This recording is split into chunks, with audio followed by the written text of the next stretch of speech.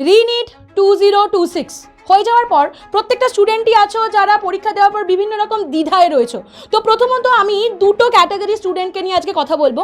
তো একদল স্টুডেন্ট আছে যারা হয়তো মাল্টিপল টাইম নিট পরীক্ষা দিয়েছে এবং তারপরেও তাদের স্কোর এখনও বিলো 200 আসছে, এবং হয়তো এমন অনেক স্টুডেন্ট আছো যারা এই বছরই হয়তো প্রথমবার বোর্ডের পরে নিট পরীক্ষা দিয়েছে এবং তাদের মোর দ্যান 200, বাট কিন্তু ওই 300-350 এরকম মতন মার্কস তাদের আসছে।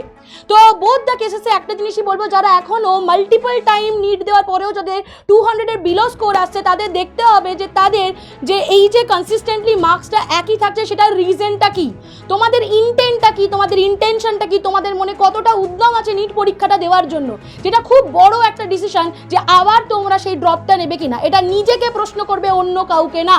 এবং সেকেন্ড যে প্রশ্নটা আসে যে 200-এর বেশি রয়েছে এবছর বোর্ড পরীক্ষা দিয়েছে, কিন্তু এবছর বোর্ড পরীক্ষা দেওয়ার পর তারা কি আবার ড্রপ নেবে নাকি নিজের ইচ্ছাটাকে পুরোপুরি একদম বন্ধ করে দেবে। তো তাদের জন্য আমি একটা কথা বলতে চাই যে তাদের দরকার কনফিউশন না কনসিস্টেন্সি।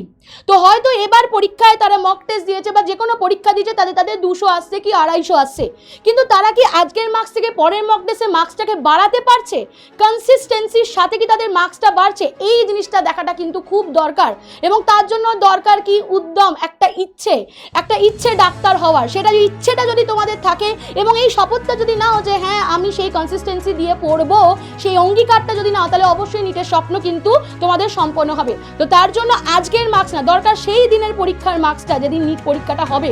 তার জন্য আজ থেকে প্রিপারেশন নাও, ইচ অ্যান্ড এভরি মক টেস্টের নিজের মার্কস বাড়াও এবং নিজের প্রিপারেশনকে একদম ফুল বুস্ট দিয়ে স্টার্ট করো। তাহলে এটাই ছিল আজকের ডিসকাশন।